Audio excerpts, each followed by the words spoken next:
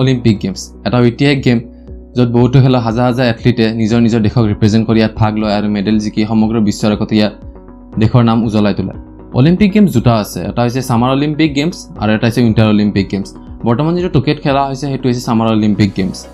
winter Olympic গেমছত সাধাৰণতে এনেধৰণৰ খেলসমূহ ভাগ কৰা হয় জৈৱসমূহৰ বাবে বৰফ অত্যন্ত প্ৰয়োজনীয় হয় পোনপ্ৰথমবাৰৰ বাবে অলিম্পিক গেমছ খেলা হৈছিল 6 এপ্ৰিল 1896 চনত গ্ৰীচ দেশত আৰু পোনপ্ৰথমবাৰৰ বাবে উইণ্টাৰ অলিম্পিক গেমছ খেলা হৈছিল 25 জানুৱাৰী 1924 চনৰ ফ্ৰান্সত তেতিয়াৰ পৰা বৰ্তমানলৈকে প্ৰায় 28 বাৰ সামাৰ অলিম্পিক গেমছ পতা হৈছে বিশ্বৰ 23খন চহৰত আৰু 23 বাৰ উইণ্টাৰ অলিম্পিক গেমছ পতা হৈছে বিশ্বৰ 20খন চহৰত কিন্তু ভাৰতে আজিলৈকে অলিম্পিক গেমখন পতাৰ বাবে ইণ্টাৰেষ্ট শ্ব' কৰা নাই বা আজিলৈকে অলিম্পিক গেমছখন পতাও নাই তো আজি আমি তাৰ ওপৰতে আলোচনা কৰিম যে ভাৰতে অলিম্পিক গেমখন কিয় পতা নাই আৰু ভাৰতে যদি পাতে কেতিয়ালৈকে পাতিব তো প্ৰথমতে ক'ব লাগিব যে বাজেট ইছ্যু অলিম্পিক খেলখন এটা পাতা এটা সহজ কথা নহয় ইয়াৰ বাবে বহুতো ফাৰ্ষ্ট ক্লাছ ফেচিলিটিৰ প্ৰয়োজন হয়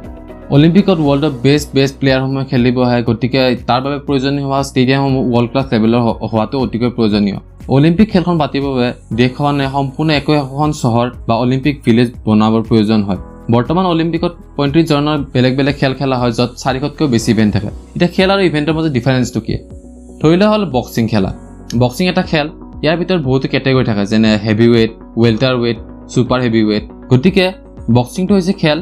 আৰু এই welter weight heavy weight super heavy weight এইবিলাকক ইভেণ্ট বুলি কয় ঠিক তেনেদৰে দৌৰো এবিধ খেল 100 metre race 200 metre race 400 metre race এইসমূহ হৈছে খেলটোৰ একোটা ইভেণ্ট এই খেলসমূহৰ ষ্টেডিয়াম বনাওঁতে বৃহৎ পৰিমাণৰ ধনৰ প্ৰয়োজন হয় 2008 চনত যেতিয়া চাইনাৰ বেইজিঙত অলিম্পিক হৈছিলে সেই অলিম্পিকৰ যোনখন অপেনিং চেৰিমনি হোৱা ষ্টেডিয়াম আছিলে বাৰ্ড নেষ্ট ষ্টেডিয়াম সেই ষ্টেডিয়ামখন বনোৱাৰ বাবে প্ৰায় $2 বিলিয়ন প্ৰয়োজন হৈছিলে আৰু $2 বিলিয়ন যদি ভাৰতীয় টকালৈ কনভাৰ্ট কৰা হয় ই প্ৰায় 15,000 কোটি টকা হয় ইয়াৰ উপৰি অলিম্পিকত ভাগ লোৱা খেলুৱৈসকল কোচ ইণ্টাৰনেশ্যনেল অলিম্পিক কমিটিৰ member doctor physiotherapist political leader brand ambassador আদিকে ধৰি প্ৰায় মোটামুটি 20,000 মানুহক ৰাখিব পৰাকৈ 5 ষ্টাৰ হোটেলৰ ৰুম দিয়াৰ প্ৰয়োজন হয় স্পৰ্টছ চেনেল নিউজ চেনেল আদিসমূহৰ বাবে এক্সট্ৰাকৈ মিডিয়া হাউচ বনাবলগীয়া হয় গতিকে সকলো মিলাই কেনে এক বৃহৎ ধনৰাশিৰ প্ৰয়োজন হয় অলিম্পিক খেল এখন পতাৰ বাবে প্ৰত্যেক বস্তুৰে একোটা বাজেট সেট কৰা হয় অলিম্পিকৰ ক্ষেত্ৰত এটা বাজেট সেট কৰা হয় কিন্তু 2000 চনৰ পিছত হোৱা প্ৰতিখন অলিম্পিকে অভাৰ বাজেট হৈ গৈছিলে 2008 চাইনাত হোৱা বেইজিং অলিম্পিকত প্ৰায় $40 বিলিয়ন খৰচ হৈছিলে 2012 ইংলেণ্ডৰ লণ্ডন অলিম্পিকত $14 বিলিয়ন খৰচ হৈছিলে 2016 ৰিঅ' অলিম্পিকত $13 বিলিয়ন খৰচ হৈছিলে আৰু বৰ্তমান টকিঅ'ত চলি থকা অলিম্পিকত প্ৰায় $26 বিলিয়ন খৰচ হৈছে এই $26 বিলিয়ন যদি ভাৰতীয় টকালৈ কনভাৰ্ট কৰা হয় ই হয় প্ৰায় 2 লাখ কোটি টকা আৰু অসমৰ 2020-21 চনত সম্পূৰ্ণ ৰাজ্যখনৰ জিডিপি আছিল 4 লাখ কোটি টকা গতিকে আপোনালোকে গমে পাইছে যে এইটো কিমান ডাঙৰ এটা এমাউণ্ট ইয়াৰ উপৰি অলিম্পিক খেলখন প্ৰায় 1-1.5 মাহৰ ভিতৰত শেষ হৈ যায় আৰু ইয়াৰ পিছত অলিম্পিকত বাবে প্ৰস্তুত কৰা ষ্টেডিয়ামসমূহ এনে পৰি থাকে বৰ্তমান বিশ্বত যিমানসমূহ চহৰতে অলিম্পিক খেল পতা হৈছে সেইসমূহ যদি চহৰৰ অলিম্পিক ষ্টেডিয়ামসমূহ চোৱা যায় বৰ্তমান সময়ত এইবিলাক এনে পৰি আছে আৰু এইসমূহ মেইনটেইন কৰোঁতে এক বৃহৎ পৰিমাণৰ টকাৰ খৰচ হয় ভাবে সেই চিটিসমূহে বা অলিম্পিক ভিলেজসমূহে এইসমূহ মেৰামতি নকৰে আৰু সেনেদৰে পেলাই থৈ দিয়ে আপোনালোকৰ স্ক্ৰীনত বৰ্তমান এনেকুৱা কিছুমান ষ্টেডিয়ামৰ ফটো দেখুওৱা হৈছিলে যিটো অলিম্পিকৰ সময়ত ফাৰ্ষ্ট ক্লাছ কণ্ডিশ্যনত আছিল আৰু বৰ্তমান সময়ত এনে পৰি পচি আছে পূৰ্বতে যেতিয়া ইণ্টাৰনেট নাছিল তেতিয়া মানুহে ঘৰতে বহি টিভিত অলিম্পিক চাইছিলে আৰু তেতিয়া টিভিত এডভাৰটাইজমেণ্টৰ সহায়ত এক বৃহৎ পৰিমাণৰ ৰেভিনিউ কালেক্ট হৈছিলে ইয়াৰ এটা ভাগ অলিম্পিক খেল পতা চহৰখনে ৰাখিছিলে আৰু আনটো পাৰ্ট ইণ্টাৰনেশ্যনেল অলিম্পিক কমিটিয়ে লৈছিলে 2004 চনলৈকে ইণ্টাৰনেশ্যনেল অলিম্পিক কমিটিয়ে সম্পূৰ্ণ প্ৰফিটৰ 4% প্ৰফিটে লৈছিলে কিন্তু 2016 চনত ইণ্টাৰনেশ্যনেল অলিম্পিক কমিটিয়ে প্ৰায় 70% প্ৰফিট নিজে লৈছিলে গতিকে ৰিঅ'ৰ চহৰখনে অলিম্পিক খেলখন পতাৰ বাবে এক বৃহৎ লছৰ সন্মুখীন হৈছিলে আৰু বৰ্তমান সময়ত মানুহৰ অলিম্পিকৰ ওপৰত প্ৰায় ইণ্টাৰেষ্ট কমি গৈছে গতিকে অলিম্পিক খেল আগৰ দৰে এটা প্ৰফিটেবল বিজনেছ হৈ থকা নাই আৰু সেইবাবে ৰিচেণ্ট টাইমত খেলখন পতাৰ বাবে ইচ্ছা প্ৰকাশ কৰাও নাই আৰু বৰ্তমানলৈকে অলিম্পিক খেলখন পতাৰ বাবে বৰ বিশেষ এটা আগ্ৰহ প্ৰকাশ কৰা নাই ছেকেণ্ডটো হৈছে ছ'চিয়েল প্ৰব্লেম যিদৰে পূৰ্বতে কোৱা হ'ল যে অলিম্পিক খেলখন পতাৰ বাবে এখন সম্পূৰ্ণ অলিম্পিক ভিলেজ বনোৱাৰ প্ৰয়োজন এই ভিলেজখন মেইন চহৰৰ ওচৰতে অৱস্থিত হ'ব লাগিব যাতে গাড়ী মটৰেৰে সহজতে এথলিটসমূহে নিজৰ হোটেল ৰুমৰ পৰা ষ্টেডিয়ামলৈ যাব পাৰে 2012 চনত লণ্ডন অলিম্পিকৰ বাবে লণ্ডনৰ সম্পূৰ্ণ ইণ্ডাষ্ট্ৰিয়েল এৰিয়াটোৰ পৰা সকলো ধৰণৰ ইণ্ডাষ্ট্ৰি উঠাই দিয়া হৈছিলে অলিম্পিক ভিলেজখন পতাৰ বাবে 2016 চনত ৰিঅ' অলিম্পিকত ৰিঅ'ৰ ওচৰত থকা স্লাম বা বস্তি এৰিয়াৰ সকলো মানুহক তাৰ পৰা খেদি পঠিওৱা হৈছিলে অলিম্পিক ভিলেজখন পতাৰ বাবে সেই এৰিয়াটোত প্ৰায় 1 লাখ লোকে বসবাস কৰিছিলে যিয়ে ইণ্ডাষ্ট্ৰীসমূহত লেবাৰ হিচাপে কাম কৰি আছিল আৰু অলিম্পিক খেলখন পতাৰ পিছত ইণ্ডাষ্ট্ৰীসমূহত লেবাৰৰ এক বৃহৎ অভাৱৰ সন্মুখীন হৈছিলে যাৰ ফলত ৰিঅ'ৰ ইকনমিৰ ওপৰত এক বৃহৎ প্ৰভাৱ পৰিছিলে 2018 চনত সাউথ কোৰিয়াৰ পিয়ংচাং উইণ্টাৰ অলিম্পিকত এখন সম্পূৰ্ণ পাহাৰ কাটি ষ্টেডিয়াম বনোৱা হৈছিলে উইণ্টাৰ অলিম্পিক্সৰ বাবে যাৰ বাবে এনভাইৰনমেণ্টৰ ওপৰত এক বৃহৎ প্ৰভাৱ পৰিছিলে গতিকে বৰ্তমান সময়ত অকল ভাৰতেই নহয় বিশ্বৰ কোনো এখন দেশে অলিম্পিক খেলখন পতাৰ বাবে বৰ বিশেষ এটা আগ্ৰহ প্ৰকাশ নকৰে আৰু চহৰৰ জনসাধাৰণেও ইয়াৰ সম্পূৰ্ণ বিৰোধিতা কৰি ৰাস্তাত আন্দোলনৰ বাবে ওলাই আহে ফেচিলিটিৰ অভাৱ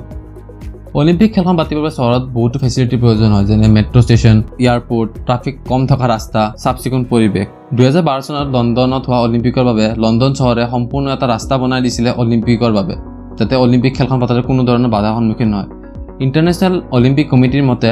অলিম্পিক খেল পতা চহৰখনত প্ৰায় 40,000 5-star হোটেলৰ ৰুম থাকিব লাগিব অলিম্পিকত বাবে অহা মানুহসকলৰ বাবে 2016 চনত হোৱা ৰিঅ' অলিম্পিকত প্ৰায় 11 লাখ টুৰিষ্ট আহিছিলে অলিম্পিক খেলখন চাবৰ বাবে এই লোকসকলৰ থকাৰ বাবেও চহৰখনত গেষ্ট হাউচ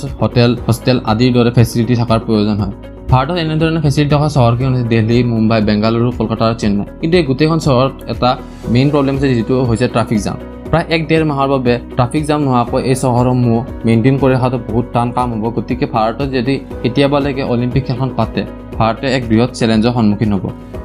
4 নম্বৰ কাৰণটো হৈছে 2010 চনত নিউ দিল্লীত হোৱা কমনৱেলথ গেমত ভাৰতৰ অসফলতা ৰিচেণ্ট টাইমত ভাৰতে অনুষ্ঠিত কৰা এটা ডাঙৰ টুৰ্ণামেণ্ট হৈছে 2010 চনৰ কমনৱেলথ গেম নিউ দিল্লী এই খেলখন অনুষ্ঠিত কৰোঁতে কৰাপশ্যনৰ বাবে বহুতো প্ৰব্লেম হৈছিলে আৰু সমগ্ৰ বিশ্বতে ভাৰতৰ বদনাম হৈ গৈছিলে এই খেলখন পতাৰ পিছত অৰ্গেনাইজেশ্যন কমিটি পলিটিচিয়ানৰ ওপৰত ইণ্টাৰনেশ্যনেল মিডিয়াই বহুতো সমালোচনা কৰিছিলে এই খেলখনৰ ষ্টেডিয়ামসমূহ সময়মতে সম্পূৰ্ণ হোৱা নাছিলে ষ্টেডিয়ামৰ ইনফ্ৰাষ্ট্ৰাকচাৰ বহুত ল' কোৱালিটিৰ আছিলে টিকেট বিক্ৰী চিষ্টেম ভাল নাছিল যাৰ বাবে ব্লেকত টিকেট বিক্ৰী হৈছিলে আৰু এই খেলখন অনুষ্ঠিত কৰোঁতে প্ৰায় 70,000 কোটি টকাৰ স্কেম হৈছিল বুলি ৰিপৰ্ট কিছুমান ওলাইছিলে 5 নম্বৰটো হৈছে ইণ্ডিয়াৰ অলিম্পিকত বেয়া পাৰফৰ্মেঞ্চ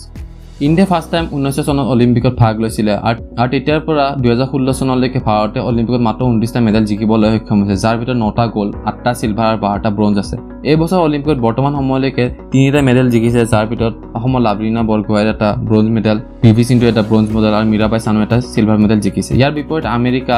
2874টা ইংলেণ্ডে 883টা চাইনা 608টা ৰাছিয়া 547টা জাপানৰ নিচিনা এখন সৰু দেশৰ 497টা মেডেল জিকিছে যদিহে চোৱা যায় ইণ্ডিয়াই বাকী দেশসমূহৰ তুলনাত বহুত কম পৰিমাণৰ মেডেল জিকিছে ইণ্ডিয়ান এথলীটসমূহে অলিম্পিকত বৰ ভালদৰে পাৰফৰ্ম কৰিব পৰা নাই এতিয়ালৈকে আৰু সেইবাবে ইণ্ডিয়াৰ স্পৰ্টছ কমিটিয়ে অলিম্পিক খেলখন পতাৰ বাবে বৰ বিশেষ এটা ইণ্টাৰেষ্ট শ্ব' কৰা নাই গতিকে থুলমূলকৈ ক'বলৈ গ'লে ওপৰৰ কাৰণকেইটাই মেইন যাৰ বাবে আজিলৈকে ভাৰতে অলিম্পিক খেলখন পতা নাই আৰু ভৱিষ্যতেও অলিম্পিক খেলখন পতাৰ বাবে বৰ বিশেষ এটা আগ্ৰহ প্ৰকাশ কৰা নাই